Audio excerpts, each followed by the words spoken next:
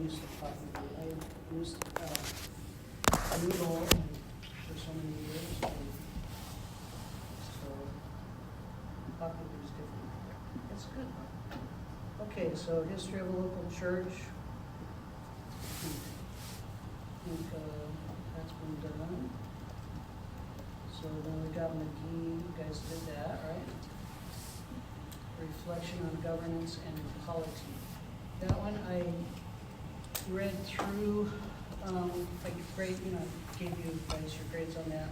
The only thing I thought when I read those is I kind of got a sense maybe you didn't quite understand totally church governance and polity, at least what we're trying to get at in this class. So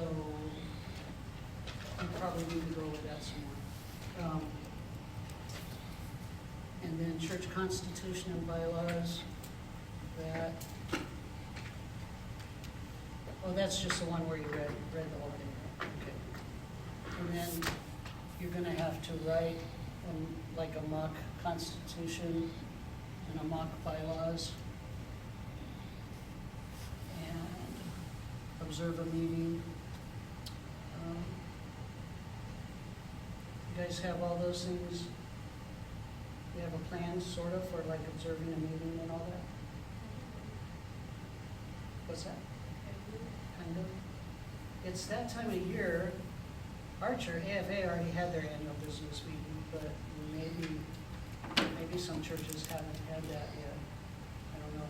You can check on your church calendars, but if not, you can go to district council and watch the business there at North Dakota or South Dakota or whichever. I have a question. Yeah. So, I know there's a trip being put on for juniors and sophomores to go to Nebraska coming up here pretty soon. And I think we're going to Nebraska's district council eventually, and then a couple of other meetings and stuff. Right. Is that all going to be able to count for this Yeah, stuff? if you go to a business session, Yes. yeah, you can go, even if you're not a member, you can go as a guest. Okay. Just, even if you just go to one afternoon session or one morning session, just maybe watch how they do it, how they call the meeting to order, how they do business, how they vote, how they, do nominations and all that kind of stuff. Awesome. So if you can do that, you can catch that. Otherwise, a local church annual business meeting, but they might be too late for those right now. But district council is kind of cool because they usually have, quite a bit of business to do, so it gives you a good idea how a business meeting goes. And in a district council business meeting, there's usually people that come up and discuss the amendments or the motions, so you can see that back and forth, how, somebody will make a motion and the chair will say, does anybody have any questions about the motion? And they'll have microphones set up and people will come up and, like, one person will come up in favor of the motion and then another person might come up against the motion. And they'll give them plenty of time to come up and talk about it. They try to make them go back and forth between against and for, so it's not just piling on one direction or the other. And then if they, as soon as they're finished with the discussion, and the chair or someone on the committee has answered the questions or addressed the questions that they have, then they will take a vote, all in favor of motions such and such for this reason, say aye, opposed, same sign. So, you just don't, you hope that you don't go to one where people get a little snarky. That can happen sometimes, sadly. Apparently, unbeknownst to me, apparently pastors are humans too. I didn't know that, but I'm saying because they get snarky like everybody else does. You looked confused when I said that. Yeah. No, we're just people, right? Okay, so let me go to, I'm just gonna kind of breeze through some review of some of the stuff I may have already gone over just to make sure.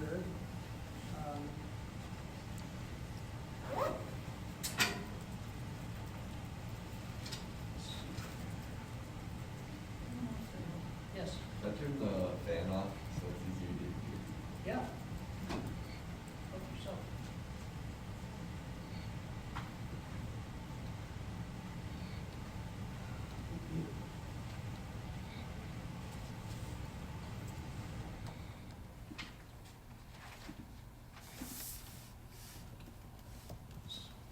Wow, that was loud, wasn't it? Yes.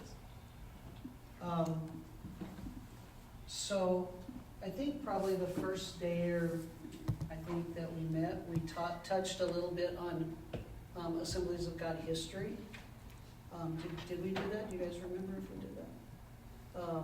Yeah. You'll want to be familiar with how the Assemblies of God was formed, what led to the formation of the AG.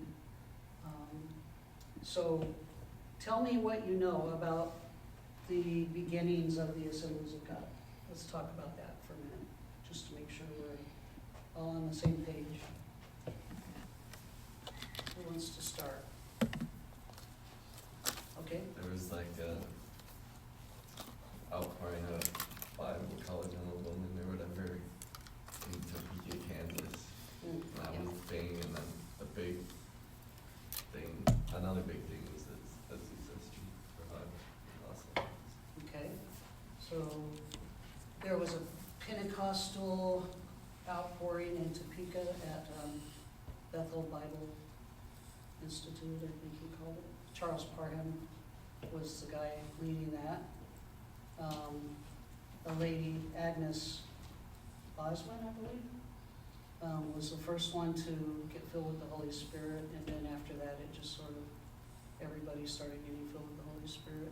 They were there, just studying the Bible, and it was a Bible school, but they really started praying a lot, and that's when things happened there.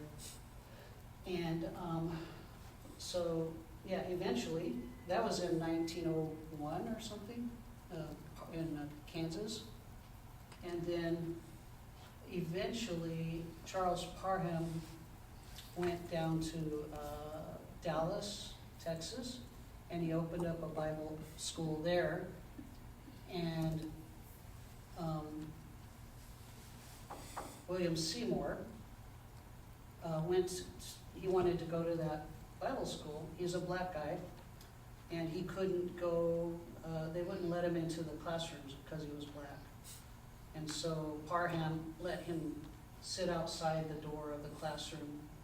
And so he went to class, but he couldn't go in the classroom. He had to sit outside the door. And then he was eventually William Seymour. Tell me about, anybody tell me a little bit about William Seymour?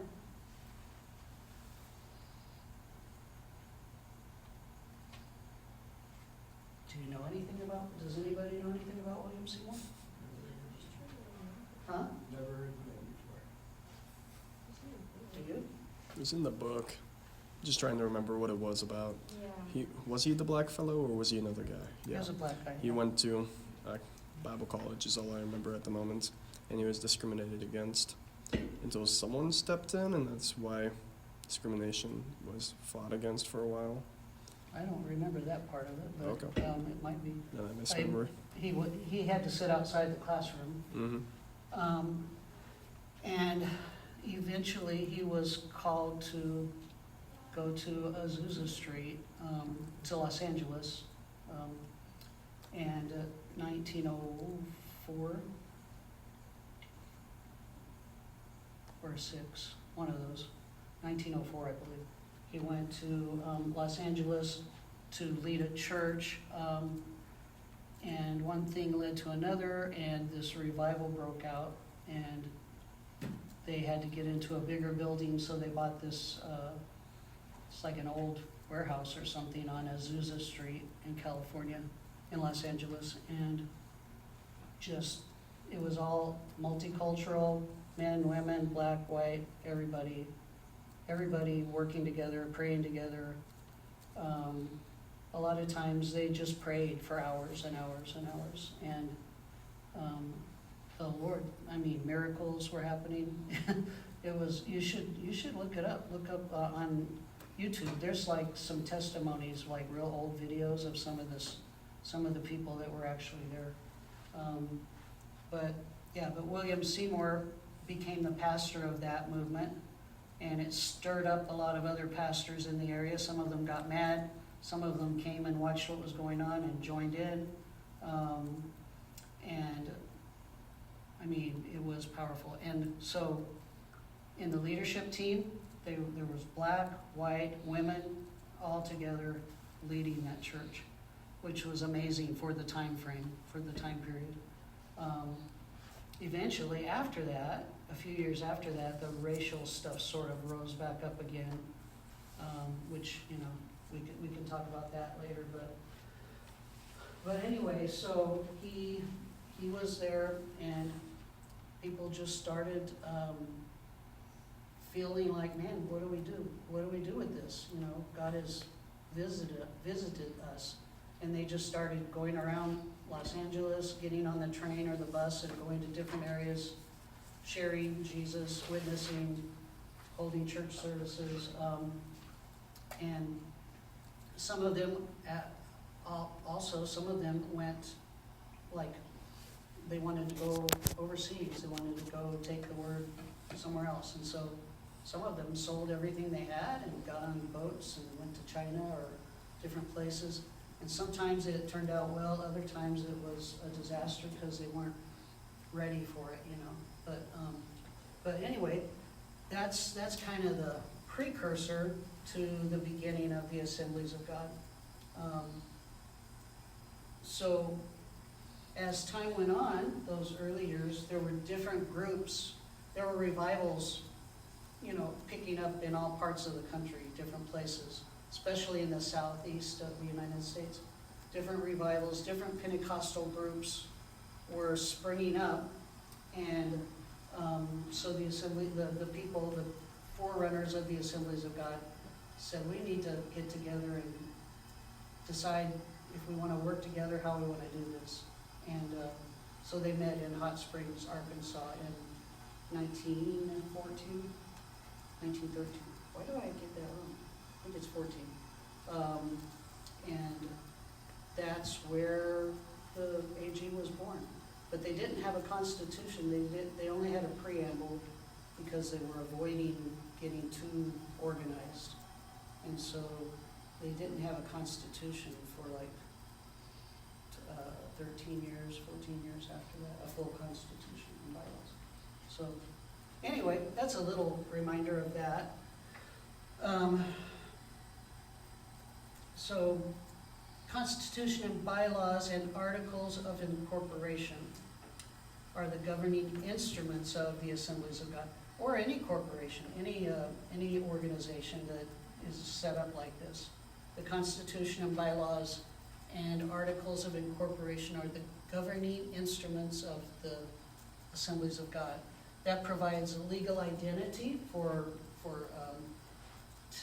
government things, for liability, for all those kinds of things, and it provides the ability to manage the affairs of the organization.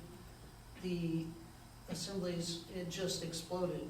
People started going all over the world. Churches started popping up, and especially missions, and they realized they needed to put something together to make it work better. And so that's how that came about. Let's see here. Constitution consists of the basic principles of an organization that determine the responsibilities and rights of its officers and members.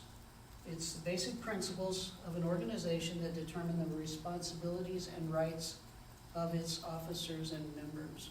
So in our Constitution and bylaws, it you start with Article 1, it says, here, let me look at it. It's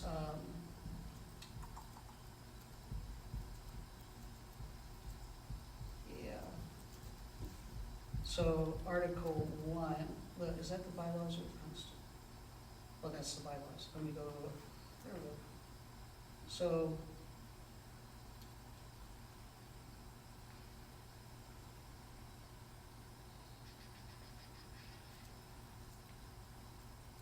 Constitution. This one was from the 2023 General Council. Okay. So, Constitution, it identifies who you are, basically. So, that first preamble, or whatever, yeah, basically it's a preamble, talks about what we believe, goes through all the basics of what we believe as a organization, as a fellowship.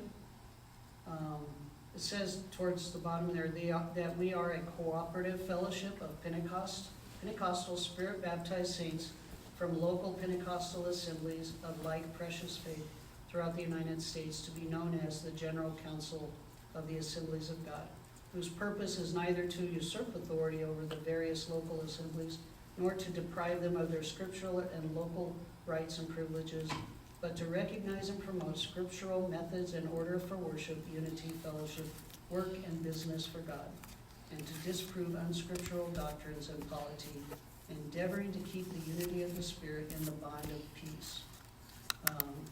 So, right in the very beginning, they made the statement that the Assemblies of God will be a cooperative fellowship. And so that makes us different technically than a denomination. Even though we think of the assembly, most people, when they think of the Assemblies of God, they think, oh, that's another denomination like Baptist or whatever. But their goal in the beginning to be a cooperative fellowship was to be loosely bound together, so that the main general council, the main people at the top, weren't in control of everything. They wanted each church to have its own autonomy, its own, leadership, its own finances, its own programs, everything. They would trust each church that affiliated with the Assemblies of God to follow the teachings, the doctrines, the basic practices, but they weren't going to watch over and be in any kind of authority unless something goes wrong that they need help. So it's not a denomination in that sense. It's a cooperative fellowship. So all the churches are independent and autonomous, but we are part of this fellowship, so we have a lot of resources and a lot of things we do together. So, any comments or questions?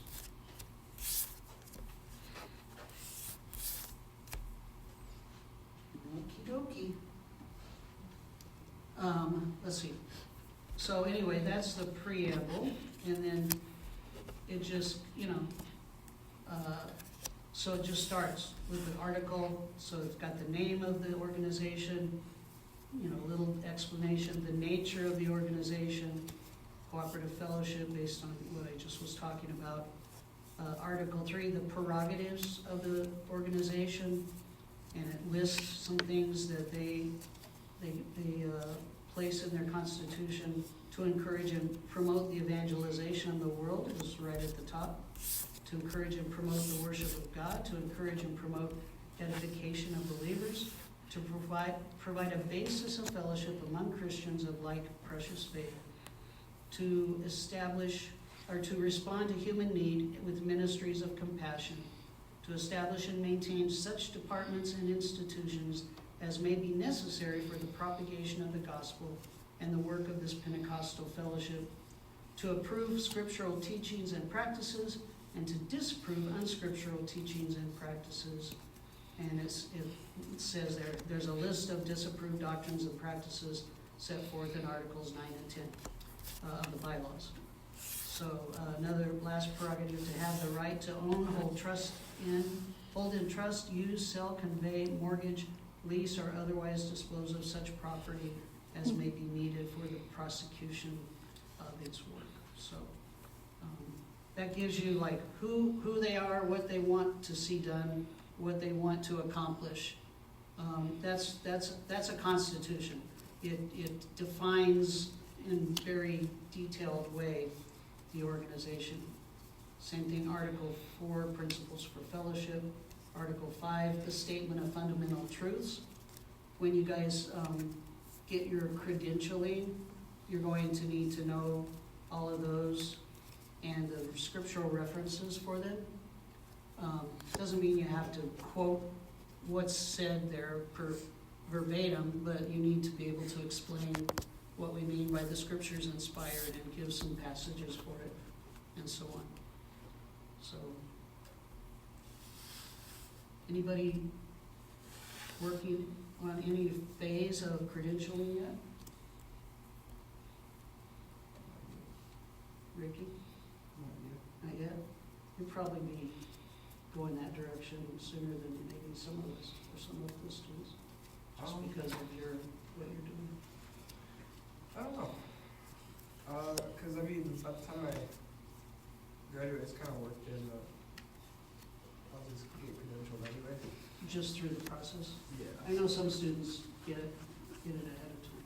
Yeah, I mean, if I'm able to, Yeah, I will. It's, as of right now though, I think it's, just follow it's go with gonna the go with flow. the Yeah, okay. Yeah. Okay, so 16 fundamental truths. Can anybody here recite them in order? Last I year. can't either. I mean, I have to remind myself. I know what they all are, but sometimes you, why would my wife be calling me in class? Does anybody have any idea? It's Valentine's Day, man. Hello? I'm in, huh? I'm in class. Later? Bye. Did you get my text? Oh, she wanted me to come and let her in because she forgot her key fob. I guess she figured it out. Okay, so, yeah, there's 16 of those. A lot of them you'll sort of recognize, and then some of them you might have to stop and, learn what they mean biblically and doctrinally and all that. But we'll probably go over those a little bit later. Okay, then article, so anyway, the Constitution has all these articles, relationships and membership. General Counsel just tells you who makes up the membership of the General Council. That's all ordained and licensed ministers holding a current fellowship certificate, and churches holding a certificate of affiliation issued by the General Council. So, membership of the Assemblies of God shall consist of all ministers and of the Assemblies of God and all other persons who are members of churches affiliated with the Assemblies of God. And then voting constituency, when you go to General Council, that consists of all members who hold all the churches who hold a fellowship certificate, and then ordained and licensed ministers. So we have sessions lined out there. In the Constitution and Bylaws, it talks about how they're organized, what officers there are. And so that's important to be aware of, if you're having a conversation and it comes up, you can be able to say, well, we have a general superintendent that is over our fellowship, over the General Council of the Assemblies of God. We have an assistant superintendent. We have a secretary. We have a treasurer. We have a director of world missions, U.S. missions. So the General Council, the executive corporate officers consist of General Superintendent, Assistant General Superintendent, the General Secretary, and the General Treasurer. So we've got Doug Clay, Rick Doug Clay is the superintendent, Rick DeBose is the assistant superintendent.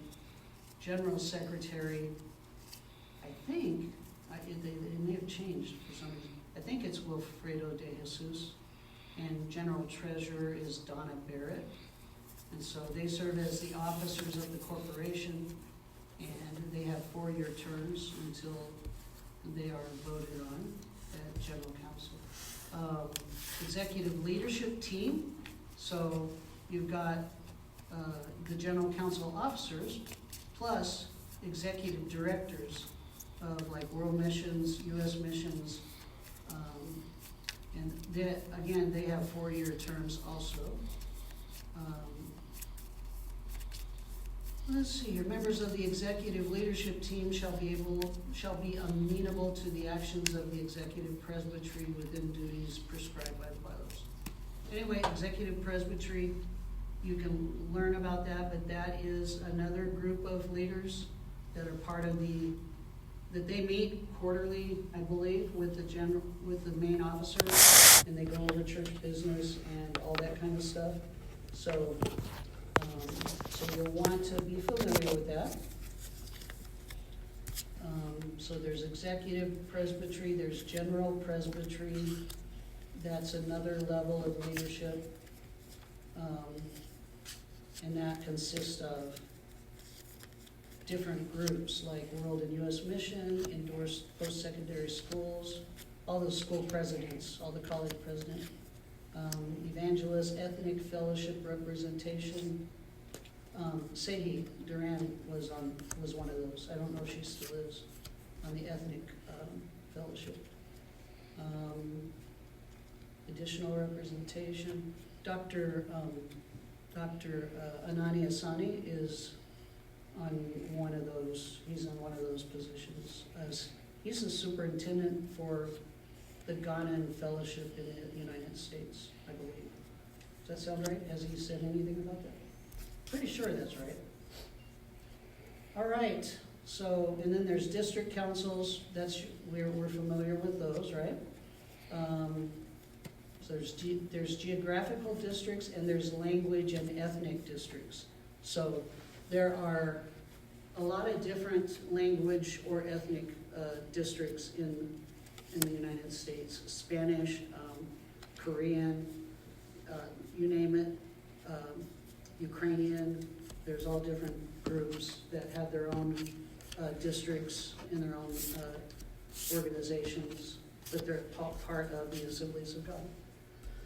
Okay, and credentialing authority, we'll talk about that later, but basically, when you go to get credentials, you go through your district. If they approve, if you do everything, if you take the test and do the interview and everything goes well and they say, yes, we want to give you your license or your ordination, then the executive or the presbytery of the district will sign off on it, and then you go to district council and you receive your credentials and all that. But after you do that, then they send it off to general council in Springfield to get their sign off on it also. And then you get a little card that says, hey, I'm a card carrying whatever. So it's got my picture on it and everything. It's laminated. So. You get that, right? Huh? When do you get that again? When you get credentialed, then after the district approves you, it goes to the Springfield, to the secretary's office, and they go through everything, and if they approve it, then they send you your card, a fellowship card. You also have to, you have to pay your dues for the general council and for the network. Depending on your network, you usually pay tithe, any ministry income you get, you pay tithe to your network, to the district or the network. And that's to support them. And then I believe it's maybe $10 a month for license for general counsel, and it's more for ordained. But anyway, it's Yeah. Okay, so, again, Constitution talks about the local assemblies. Remember, I don't know if you remember, I talked about this probably the first day, but the difference between a general council affiliated church and a non-general council, they call it district council affiliated church. Do you guys know the difference between those? Good thing to know also, especially when you're around a lot of rural ministry. So, general council affiliated church is one they've applied for, they've received the certificate of affiliation. Of course, they need to accept the standards, adopt a standard of membership that may be determined by the local assembly or agree with the district. Here's where I wanted to go. They need to have a minimum acting voting membership of 20 persons who shall accept responsibility to maintain scriptural order in the local body. In the cases where there are fewer than 20 voting members, an exception may be granted to still allow them to be general council affiliated. But often, if a church falls under 20 members, then unless the church is very, very healthy already and is just going through a low stage, that usually will kick them over to district council affiliated, which means they are now under the protection or under the oversight of the district office. So, because they don't have a board, they don't have enough people to have a board, they don't have finances maybe to do what they need to do, and so the district will take leadership over that. They still, hopefully they have a pastor, usually they do, but instead of having a local board, district affiliated church has however many they can get at their local level, and they call them advisors. There may be 2 or 3 people that would be qualified to be on a board or something like that, and they're advisors, and then your district, your presbyter is part of the leadership team, the superintendent is, and the presbytery. So the board of a district affiliated church is not in that church, other than there might be a couple advisors. The board consists of district leadership, so that any big decisions to be made goes through the district. And that's good, because when you're weak like that, if you want to survive, you need help. You need somebody to help you get through that. So that's why it's so important for us to understand all these things, because you'll run across it in ministry. If you're doing work in rural areas especially, you'll see this. But even in the city, there are churches that are just not doing well and have to be overseen by the district. Even churches that have more than 20 members, maybe they have 100 members, but the church is in trouble somehow and they can't control it, then they can be switched over to district affiliation. So, questions, comments? Okay. So, here's a little thing on the district council affiliated churches. Provision shall be made by the district councils for district council affiliated assemblies in accordance with the provisions of the district council constitution and bylaws, which that's where it sets up the board situation. Parent affiliated churches, provision shall be made for these assemblies, which shall be under the supervision of a parenting church in accordance with the parenting church's constitution and bylaws. So that's just talking about satellite churches or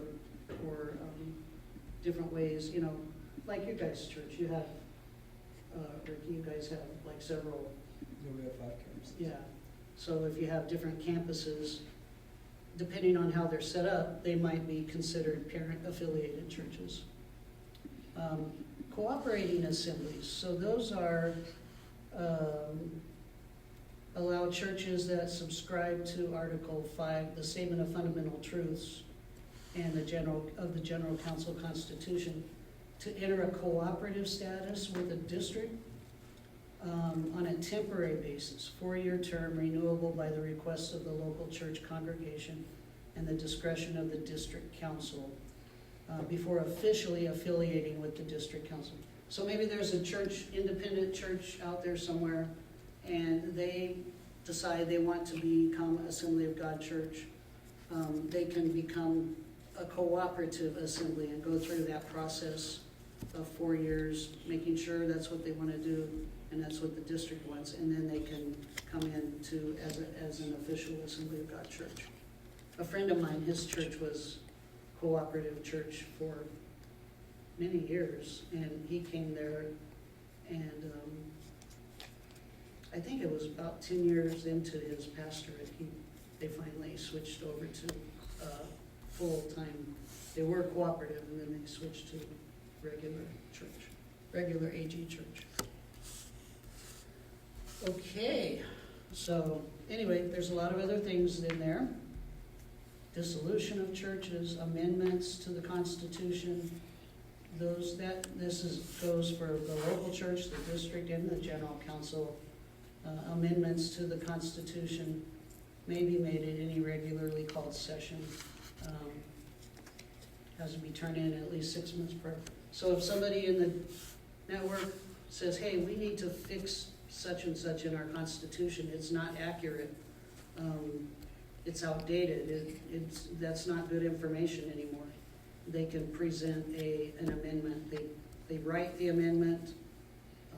It's got to be sponsored by somebody, like the men's ministry department or somebody.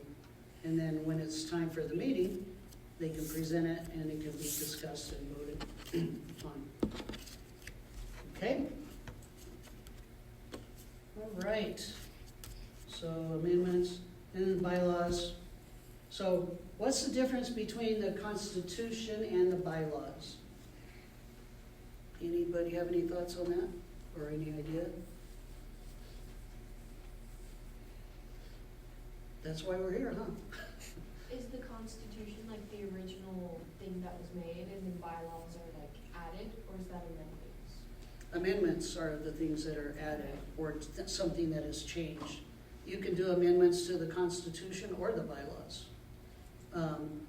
The bylaws, the Constitution defines the organization, right? Defines who they are, why they exist, their leadership, the way they're structured, all those kinds of things. The biblical, for us, the big important part of it is the biblical foundation of who we are. And then the bylaws are that's for the daily operation of the organization, how things are done, how meetings are conducted, how different things are done. So the bylaws are, you can just say that's the daily operations, instructions, how to do things, how to make sure we do things right. There has to be a guidelines or how do you do it, right? So you have to know what you're doing, how you're doing it. And the bylaws are those guidelines. So like these bylaws, Article 1 talks about parliamentary order. Article 2, elections of officers and presbyters. Article 3, duties of officers, presbyters, executive leadership team. Article 4, committees. Article 5, district councils, assemblies, ministry, Christian marriage and family, doctrines and practices, disapproved. There's a list of those. Church discipline, national ministries of the General Council, General Council of the Assemblies of God Organizational Manual, World Missions, U.S. Missions, corporations of the General Council, affiliated ministries. For example, like Convoy of Hope is an affiliated ministry, military service, order of business, what constitutes a quorum. So a quorum, do you guys know what a quorum is? So in a business meeting, in an official business meeting where you're voting and you're using parliamentary procedure, the quorum is the minimum amount of people, a minimum amount of votes you can receive for something to pass. So for certain things, it might be majority. All you need is a majority to pass some things. For other things, you might need a 3/4 majority. So it depends on what it is. So a quorum can be different depending on what you're voting on. But you have to have a quorum. If you've got 300 people registered for the meeting and you vote, and 300 people don't vote, even though they're there, then you might start to get into trouble with if you have a quorum or not, depending on how many votes come in. So I'm not an expert, but I've been to enough of them. So yeah, amendments, it gives you instructions on how to do amendments. So that's a little bit about that. I know you've skimmed over the Constitution and Bylaws. It would, it would be good to just be familiar with how things operate a little bit. It's not the most exciting thing in the world, but if we didn't have it, we wouldn't have a church. We couldn't operate. So sometimes when I do this class, I have people, you guys have the assignment to go to a meeting, to observe a meeting. Some of the students that I've had turn that in, and they go to church business meetings where there's no parliamentary procedure. There's nobody really seems to know what's going on. People start arguing about random things because they don't have an agenda, So it can, sadly, a business meeting can be really bad if you don't have a set forth agenda and you don't follow parliamentary procedure. Those are just tools. That's all they are. They're tools to help things go smoothly so that people understand if it's not on the agenda, we're not talking about it at this meeting. This meeting is going to cover these things, and that's all. And if you want to talk about something else, let us know, and we'll get to that at another time. But, and they do, a lot of meetings do open up if there's any, questions about random things, but usually you can't really do much with that because you're not prepared to. So, okay? All right.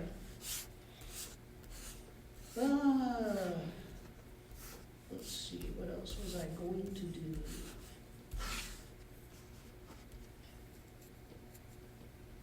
I think, I just talked about that, but let me just, so, just short definitions. Constitution consists of basic principles of an organization that determine the responsibilities and rights of its officers and members. And bylaws are detailed procedures and guidelines of the organization, governing day-to-day operations. Bylaws accompany the Constitution. Bylaws do not override the Constitution. They're just there to help facilitate what is in the Constitution. Okay? So, but they are important. Well, this is what I told you. Interesting fact, the AG did not have a constitution for the first 12 years of their existence. As the assemblies grew and the fellowship's activities became more complex, the General Council adopted a constitution during the 1927 General Council. They avoided it because they didn't want to become a dead church, just a formal, big conglomeration that they didn't want to lose their focus and their mission. But they became so successful that they needed a way to keep things organized.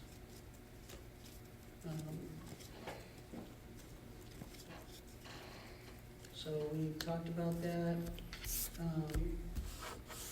Talked about that.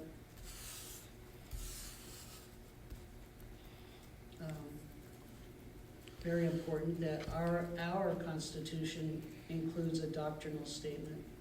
That's important because it defines what we believe, who we are, and that helps determine who wants to be a part of it or not, right? Okay. Any questions? Any random questions about anything? Who knows how Valentine's Day came about? Who knows the story? Good old Saint Valentine. Do you know anything about him? We talked about it in one of my youth groups Yeah. a long time ago, so I don't really remember what it was. But he was secretly marrying people who weren't allowed to be married and eventually was killed for doing it. Yeah, something about the church wanted young people to focus on their faith and was forbidding them to get married or something. And he just wanted them to be able to get married, and so he married them in private.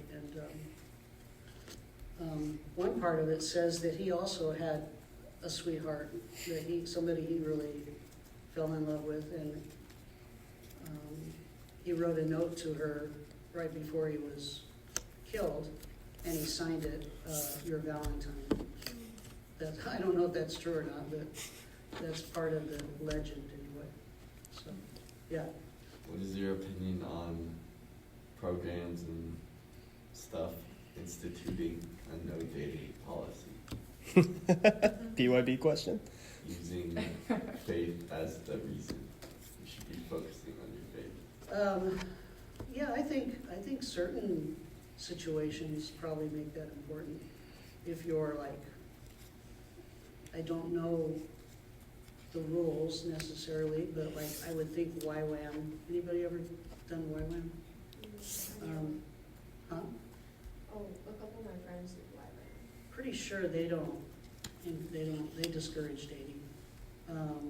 We were all impacted ours, and they have a no dating rule. So. Yeah, I mean, I can see that because it's so intense, and so it might be hard to focus on what you're supposed to be doing. So that's probably a good thing. Probably not easy though, because you're together all the time, all that. But I don't know. I know probably some people in Pack Your Bags might have a secret sweetheart somewhere. But I understand that though. I don't think you should do that as a rule, but sometimes it's important. I can see that in Pack Your Bags. Anybody else?